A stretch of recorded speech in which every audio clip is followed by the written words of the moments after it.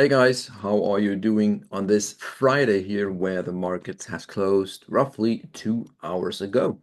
And we will quickly just look at, the commodities that we're tracking and some ETFs, the QQQ on the SPY rates, just to give a little, insight in where we are today. And yeah, again, consider becoming a full member, a full subscriber to see everything that I do on the SOXX, guys. Yeah, let's do it. Silver, good. Again, the daily time frame here. We had the breakout here last week. Back testing now. So for now, everything is standard textbook. Horizontal support here at roughly 33. Testing that, testing the golden. So for now, everything is textbook still, and until proven otherwise, I think we're going to 38 in April. Could maybe May. Maybe in May, but to me it's still textbook for now. If we have a false breakout here, we're gonna come down to like 30 again. So gold, I mean, gold just keeps trending, and you can see we broke 3K here this week. Beautiful. And I also said on that daily close that we are going to revisit 3K at some point in time, and we did it today. Yeah, for now, yeah, gold is still, okay. Um, the Dixie, the DXY, the dollar index. So we came into the pivot low here. We did start to see some charging here, and we broke today. So, which was also expected. We also talked about that I think there will be like a low here, given we have basically been plummeting for like a week. Resistances, roughly 105 right there. That's, the big back test here and then rolling over. Makes a lot of sense in my book. So that is my trajectory as we speak here. I would expect a retest of 105, and then we will see a pullback to some degree, and hopefully it will be the bigger one like that. Huge false breakout here, guys. A lot of money flowing out of the dollar here into the euro, actually. The euro, really? Yeah.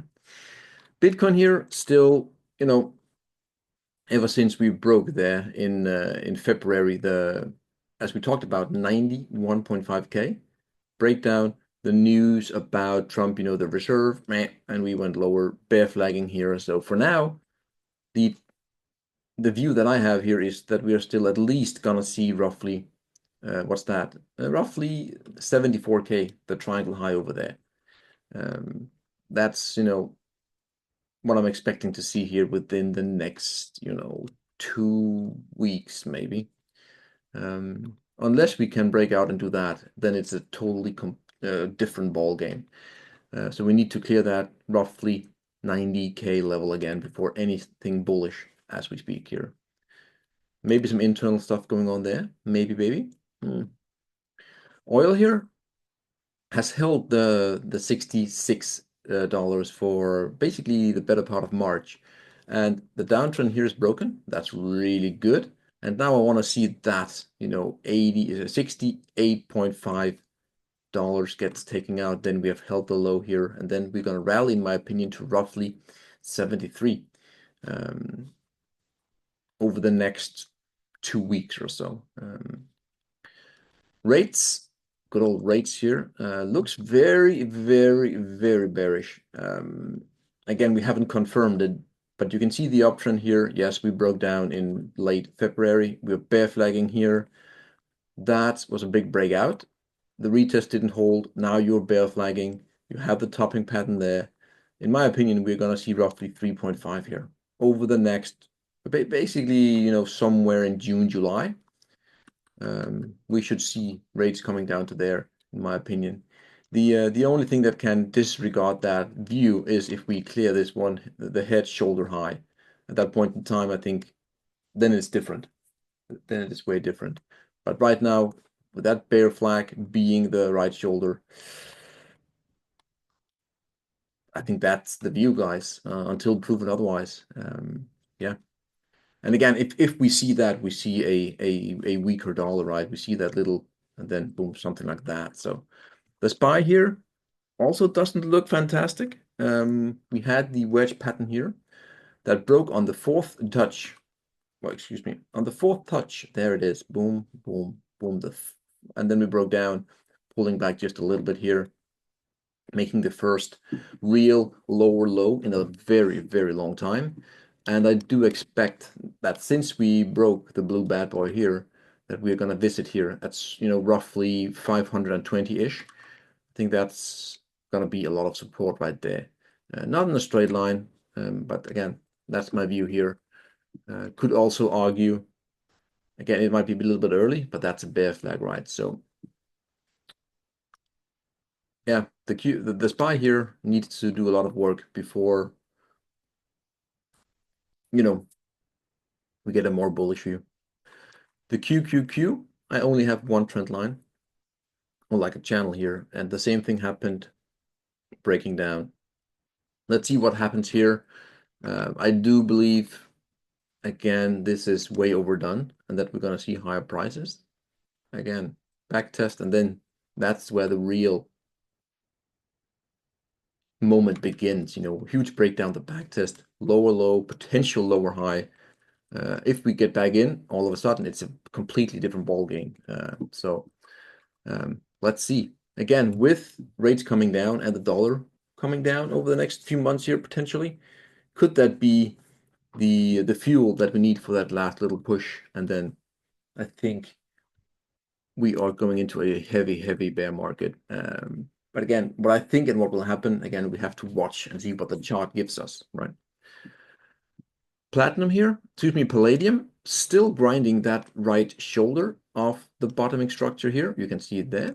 And now it is clear. I mean, the setup has shown itself.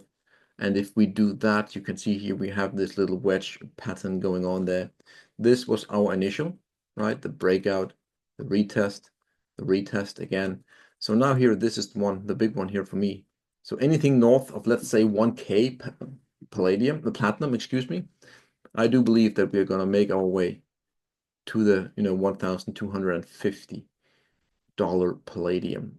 And then we are there at the neckline. So look for that 1K break in palladium, and it could happen this week easily. Platinum here, pulling back at resistance. These two here, the blue coming down from there and the golden, are the very long-term trend lines, big resistance. But I do believe, again here, it is just a matter of time before we take out 1,050. Until then, I will not be extremely bullish on platinum. Again, I have a very bullish view here, and I know exactly when to pull the trigger. It's going to be fun. I think it's going to break. I think the deficit in platinum is so big, and right now we're just eating through every above ground supply, in my opinion. But so yeah, let's see here. Ideally, we have a higher low there, and then we grind our way higher for platinum. We basically went down for the entire week, right? Monday, more or less, we went down for the entire week. That's amazing. Oh yes, copper. Again, we have been bullish on copper for a very, very long time. Again, we called the break there, the break here, the first target hit, deep back test. Now we are very close to the second target at 5.2. In my opinion, if you're long from any of these targets, I would start to take profit here. It has done so well, but it needs to rest. Again, no matter what happens, again, if you bought the break there from 4.4 to 5.2 within, 2 months, that's absolutely a beautiful trade. And we're coming into a lot of resistance up here.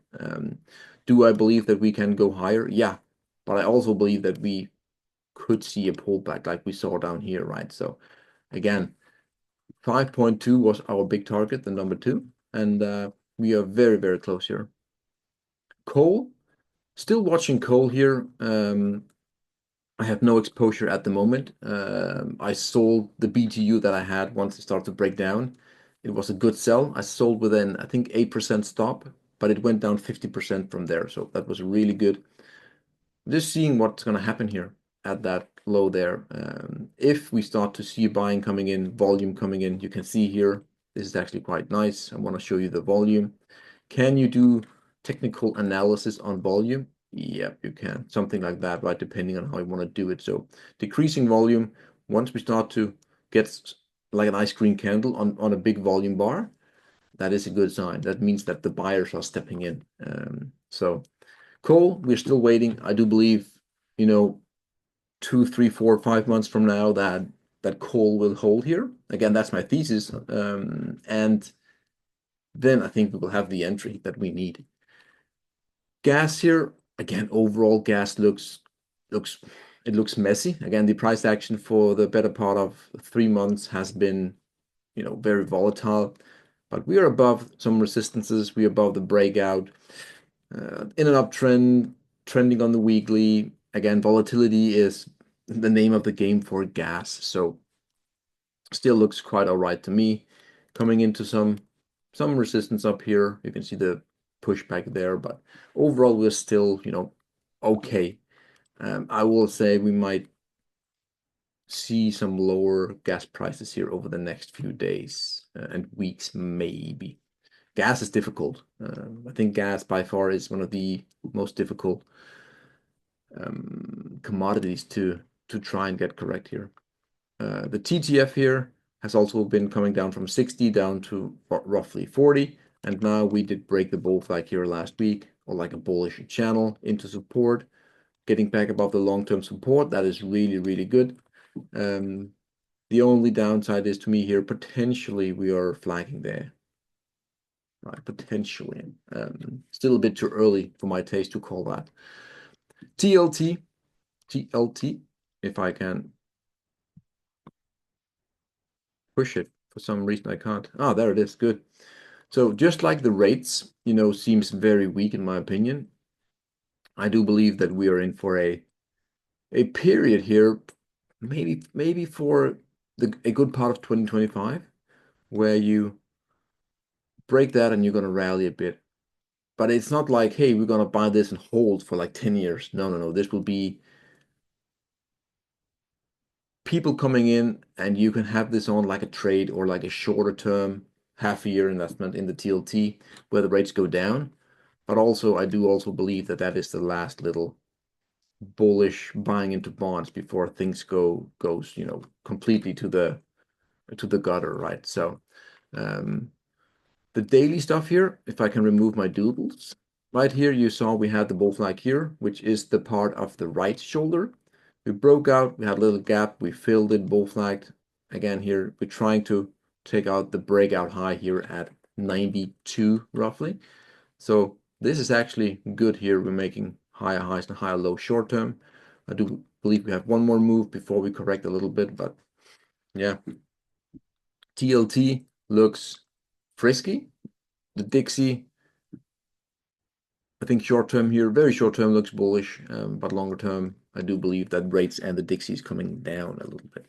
So that's all I have, guys. I will keep you informed during the weekend as well, where I think we will dive into silver miners, gold miners, uranium, of course, and copper miners. I think we will look into some copper miners. They haven't been, if I remember correctly, moving as much as copper, given where copper is today. So have a great day, guys. Cheers. Bye.